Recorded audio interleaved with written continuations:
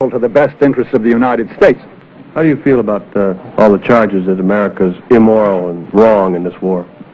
I feel they're false because I fought over myself, and I've seen it. Most of the people making these statements haven't been overseas in Vietnam. And if they can go over there and see what's going on, I think they'd think it was just war.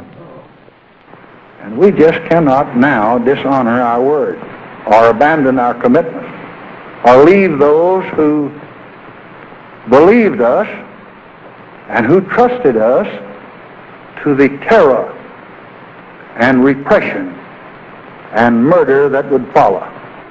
I don't think there's any evidence, any real reason to believe that that kind of mass execution would take place. The very fact that practically 2 million of the North Vietnamese fled to South Vietnam to escape the communist regime is an indication that this government did not represent the will of the people. Not only are we bleeding our men, having them die in Vietnam, we are spending at the rate of about $30 billion a year, $2.5 billion a month in Vietnam. Now that's more than we spend on our entire housing program. It's more than we spend on our entire poverty. And this money must be diverted back to our domestic needs, and we must end this feudal war, immoral war. The invasion of any and all outsiders, the French, the Japanese, and now the Americans.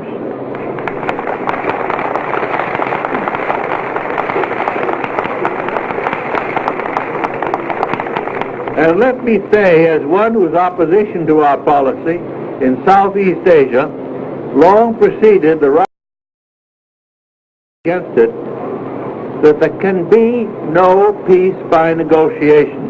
The NLF is part, of course, of South Vietnam, a part that is like an alien body, fed, supplied, supported, and kept up in some state of vigor by a hostile force outside the country, namely in North Vietnam.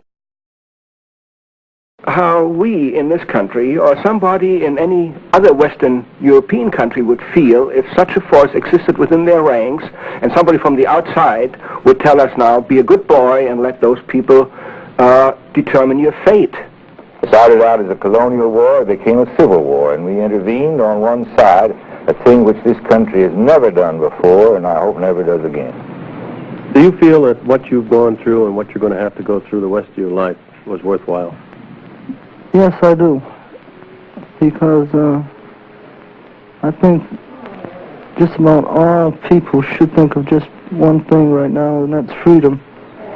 And the only way we're going to get freedom is to protect ourselves, whether it's in this country or in other countries that need our help.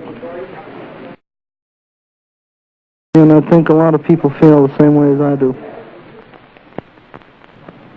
Well, I've said that we ought to publicly indicate our willingness to accept a new government in South Vietnam, which would be a coalition government or a fusion government. I don't really care what they call it. You'd have to include elements of the National Liberation Front, because this is really what the war has been fought about. The purpose of communists is to have a coalition government, and from that to dominate the South Vietnam under the communist regime. And our people in South Vietnam don't like to have a communist. Well, to those who are flirting with communism, I can only say, have you ever lived under a totalitarian government? Well, I have lived under two types, National Socialistic as well as communism. And I know what I'm talking about.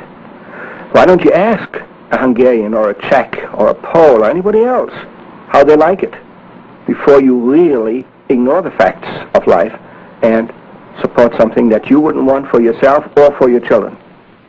If we cease bombing, we are, in a sense, not knuckling under, but calling the bluff of other governments who have said that this is the key, and confront them with the responsibility of following through with the imperative logic of their pronouncements in this respect. Well,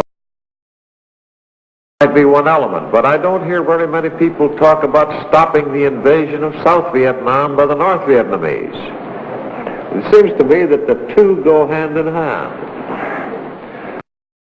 4 or 5 bombing halts. The Soviets had asked us once to halt the bombing for 2 weeks. The suggestion being, the thought being, that they thought negotiations could begin within that period. And the bombing halt lasted for 37 days and was resumed when nothing had started. I have now ordered that all air, naval, and artillery bombardment of North Vietnam cease as of 8 a.m. Washington time, Friday morning. This is the kind of peripheral struggle that I think should be compromised. And I don't mean by that we run out and run it. I don't advocate we just say forget it at all. But it isn't of the kind of surely would cause great nations to go to an all-out war. If you're going to fight a war, I believe in winning it because you're losing lives. And this is one thing ought to be number one priority.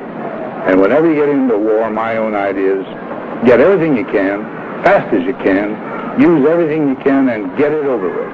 And I preach this, I'm not saying anything new. Until the president stands up and says, we're bringing all of the troops home as quickly as we can bring them home, we're bringing them home now, I think the anti-war sentiment in the country will continue to grow. We have to bring them home, and we have to bring them home immediately.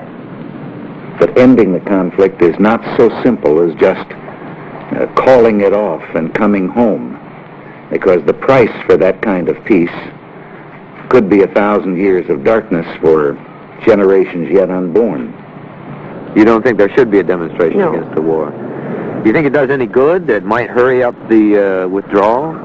No, I don't think it will hurry up anything. It might delay it. Oh, do you have any children? Yes, I have 3 boys. Any of them old enough to take part?